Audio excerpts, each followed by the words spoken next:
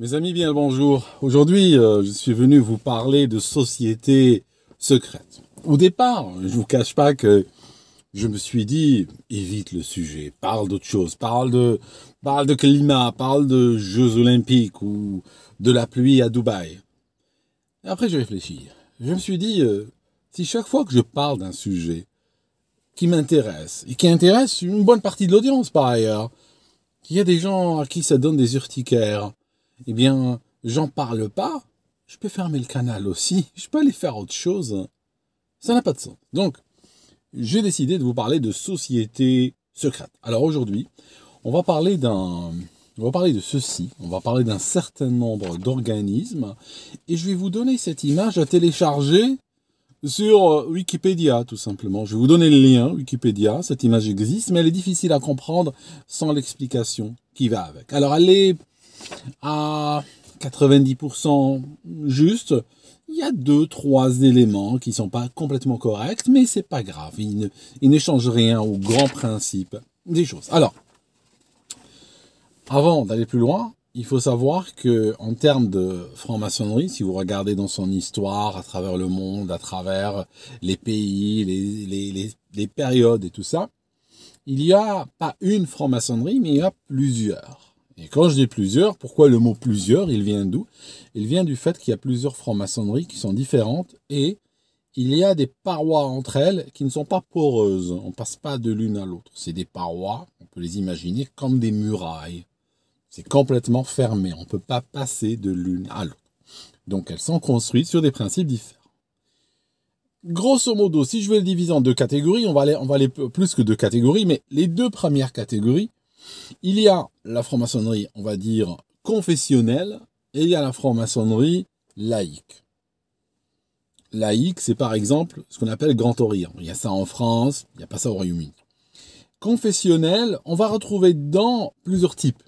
On va retrouver par exemple la franc-maçonnerie musulmane, qui a existé, qui a été très florissante à l'époque de l'Empire ottoman et sur laquelle il reste encore de laquelle il reste encore des traces en Turquie aujourd'hui, avec des loges qui, semble-t-il, rassemblent beaucoup de soufis en particulier, qui sont des gens à la recherche d'une spiritualité particulière, à la recherche de mysticisme, et qui aiment bien s'organiser en loge ou en chapitre ou autre, peu importe le nom qu'ils leur donnent. Et en fait, c'est même pas une forme, c'est une franc-maçonnerie islamique. Il y a une franc-maçonnerie, par exemple, judaïque, juive. Et il y a une franc-maçonnerie chrétienne.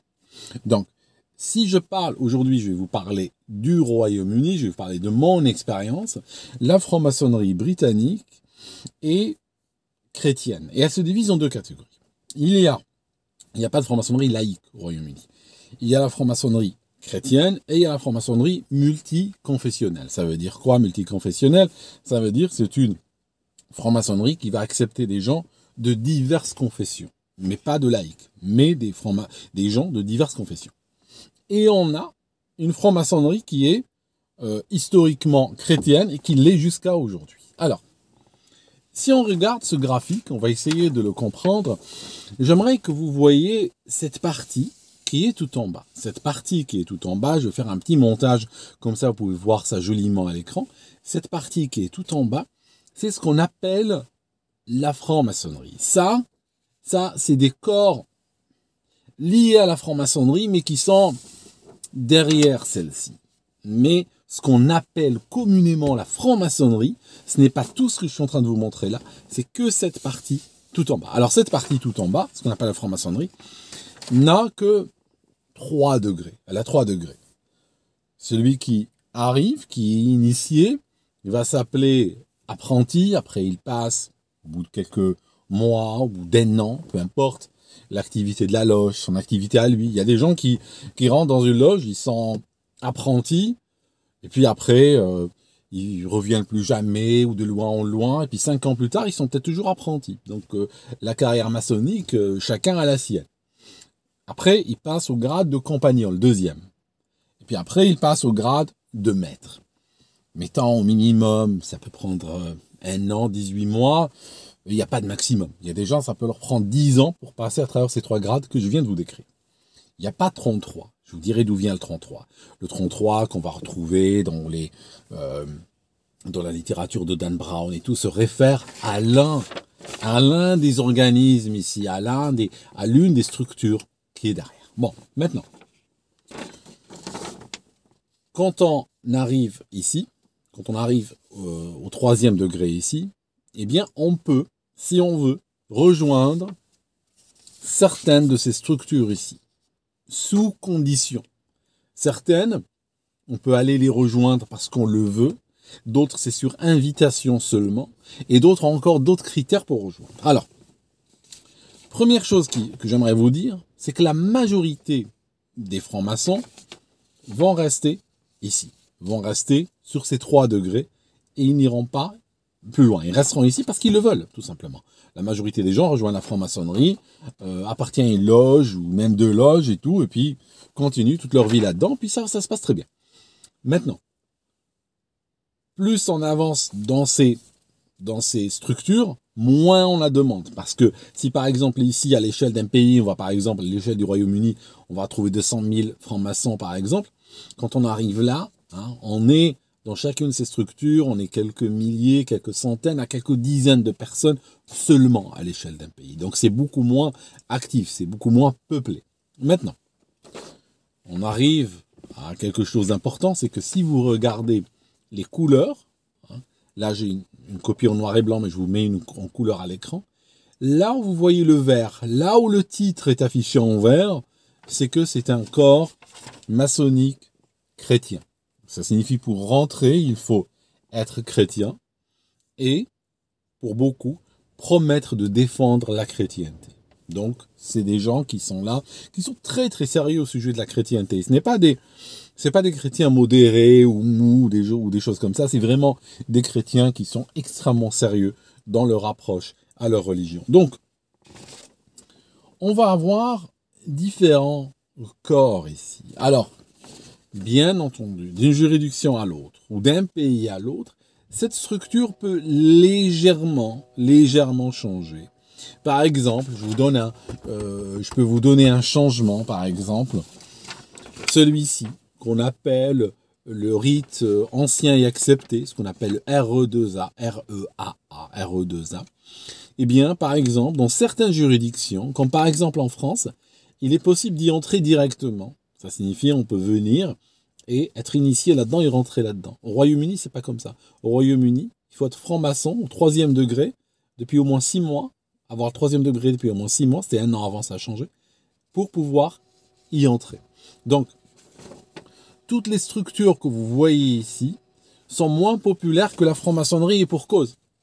C'est que la franc-maçonnerie peut prendre quelqu'un qui n'est pas franc-maçon et l'initier et il deviendra franc-maçon.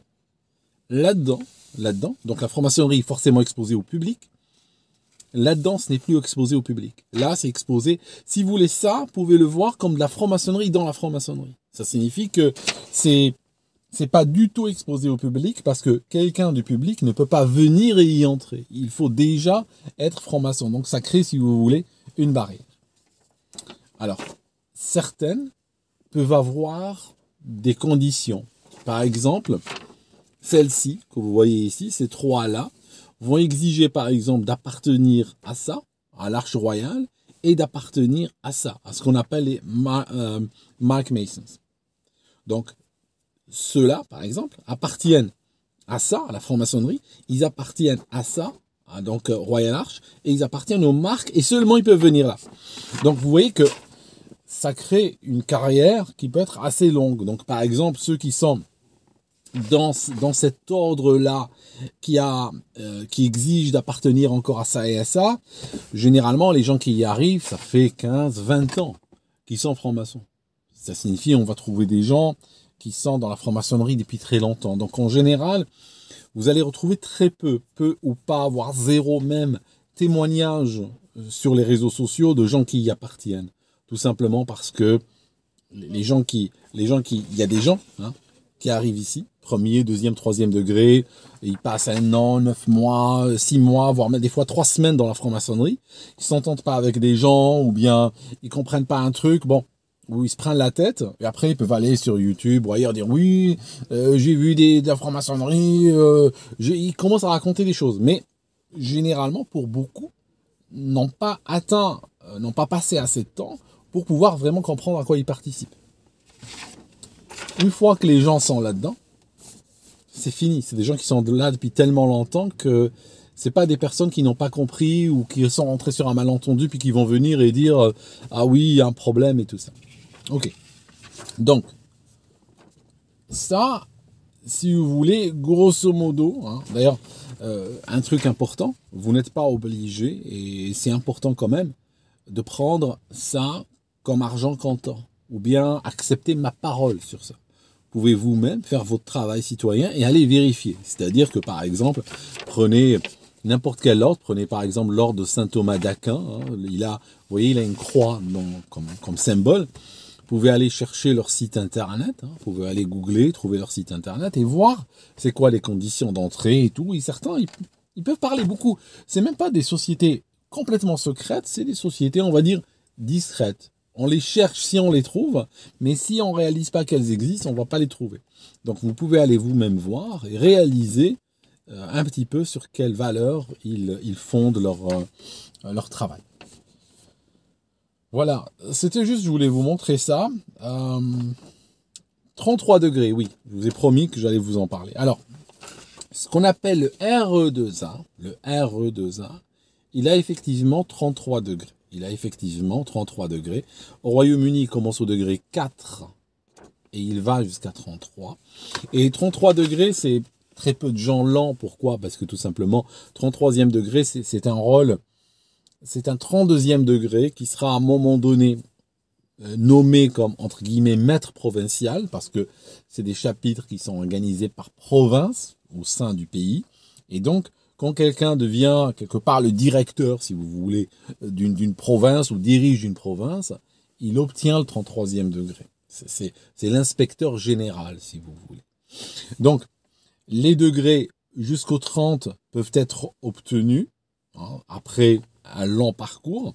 Par la suite, le nombre est très limité et il faut que quelqu'un meure pour que quelqu'un prenne sa place. C'est tout. Par exemple, si quelqu'un est au 30e degré et il veut passer 31e, il faut, ça se fait sur recommandation et tout, et il faut que quelqu'un meure, quelqu'un qui avait le 31e degré, meure pour qu'un 30e puisse prendre sa place. Parce que le nombre, par la suite, devient extrêmement limité. Et c'est un parcours qui prend... Selon où, si on veut par exemple, je sais pas moi, si quelqu'un veut arriver ici, il rentre là et tout, il fait le chemin, il y en a au bas mot pour, mettons, 10 ans pour arriver. 10 ans, ça peut être moins si quelqu'un a une ascension fulgurante, ça peut être plus si quelqu'un est à moins de temps et moins assidu. Donc, au Royaume-Uni, encore une fois, on voit que au moins la moitié sont envers, donc sont d'origine chrétienne, ou sont chrétiens, si vous voulez.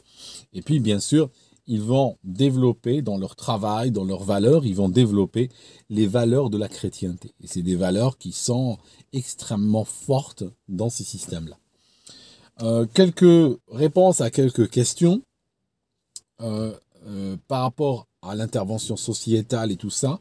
Il n'y a pas dans ce système-là d'intervention sociétale. Ça signifie, ce n'est pas des systèmes qui vont militer pour voter telle loi ou pas la voter, pour qu'il y ait dans la société l'euthanasie ou pas, pour qu'il y ait l'immigration ou pas, pour voter pour un tel système ou contre un tel système, ou pour une mise à jour d'une constitution ou le contraire. C'est pas du tout cela. Ça ne veut pas dire que les gens individuellement n'ont pas chacun leurs convictions politiques.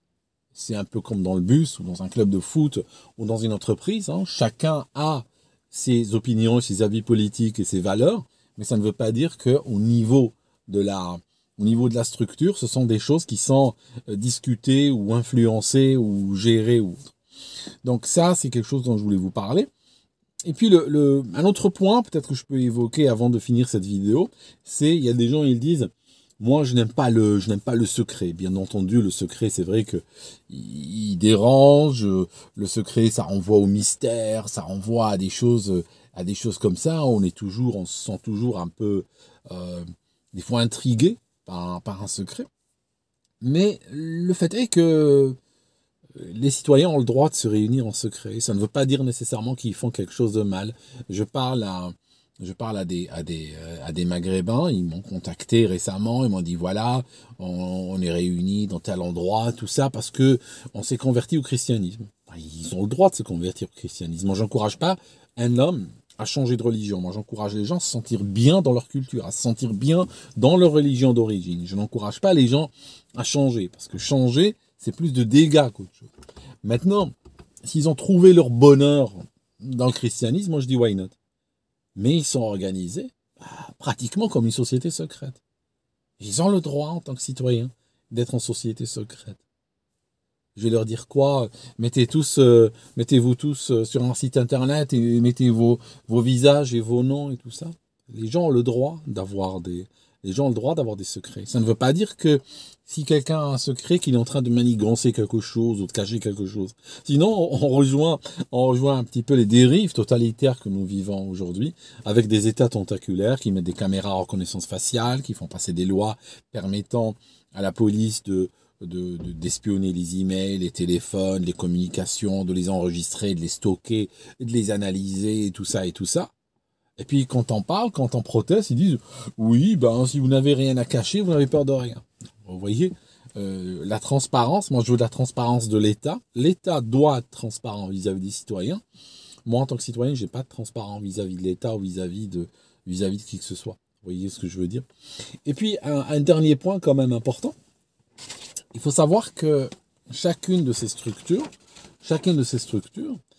aura son indépendance organisationnelle. Je vous donne un exemple pour qu'on puisse se comprendre. Imaginons que, par exemple, quelqu'un rejoint l'ordre de saint Thomas d'Aquin. Mettons que quelqu'un a rejoint l'ordre de saint Thomas d'Aquin, qu'il a rejoint il y a 10 ans, par exemple. Et que dans cet ordre-là, il a un grade élevé. Il a une seniorité. Ça fait longtemps qu'il est là. Il a eu beaucoup de responsabilités. Il a voulu à travers des offices, comme on dit ici et tout. Et puis, au bout d'un moment, il a un grade élevé. D'accord, c'est bien. Mais, si un jour il se dit, tu sais quoi, j'ai envie de rejoindre, par exemple, cet ordre-là. J'ai envie de rejoindre cet ordre-là. Il va le rejoindre. Mais dans cet ordre-là, il sera junior. De la même manière, quelqu'un peut par exemple être, mettons, 32e degré ou 33e degré ici. Si soudainement il décide de rejoindre là, ben il est tout en bas de l'échelle. Son 33e degré qu'il a obtenu ailleurs, dans une autre structure, il ne va pas le ramener avec lui. Il ne changera rien. Ce sera le dernier nouveau qui vient d'arriver. Et puis il mettra des années à évoluer dans ce système. Vous voyez ce que je veux dire? C'est chaque système a sa hiérarchie et son évolution. Vous voyez? C'est quel genre d'exemple je peux vous dire? Je sais pas moi. Si quelqu'un, je dis n'importe quoi, si quelqu'un a par exemple un rang important dans une église, après il quitte l'église et il rentre dans la police, il va pas devenir tout de suite quelqu'un avec beaucoup d'étoiles et un grade important parce qu'il avait un grade important dans l'église, hein, juste pour vous dire un truc comme ça. Donc chaque structure a ses grades, a ses degrés, a ses responsabilités et tout ça. Et puis bon, c'est un chemin particulier dans chacune. Et puis chacune apporte un enseignement. Ceux qui sont chrétiens, ce sera toujours un enseignement lié à la vie du Christ, lié à des valeurs qu'il a apportées, lié à des histoires bibliques et tout ça. Voilà.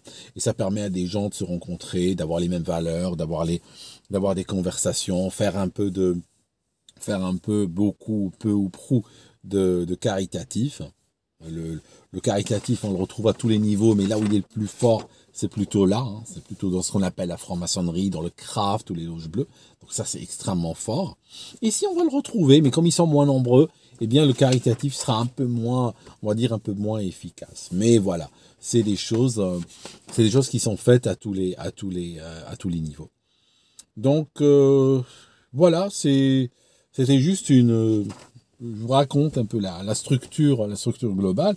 Et bien sûr, chacun, après, a son avis, ses expériences avec ça. Moi, je n'impose pas ma vision de la chose. Moi, je parle d'expérience, je parle d'un savoir de l'intérieur. Donc, je parle pas d'un savoir comme ça que j'ai acquis en lisant un livre. Je parle vraiment de l'intérieur. Donc, je vous donne cette vision. Mais je peux concevoir que des gens soient pour, que d'autres soient contre. Et je dis même si tu es contre, informe-toi quand même. Comme ça, tu sais contre quoi tu es. Tu vois ce que je veux dire?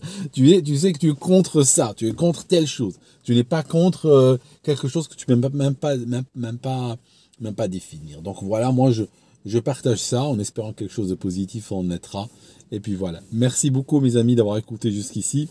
Je fais un petit montage et je upload cette vidéo. Si vous avez des questions, n'hésitez pas à les poser naturellement et j'essaierai de répondre. Toujours dans la sérénité, s'il vous plaît.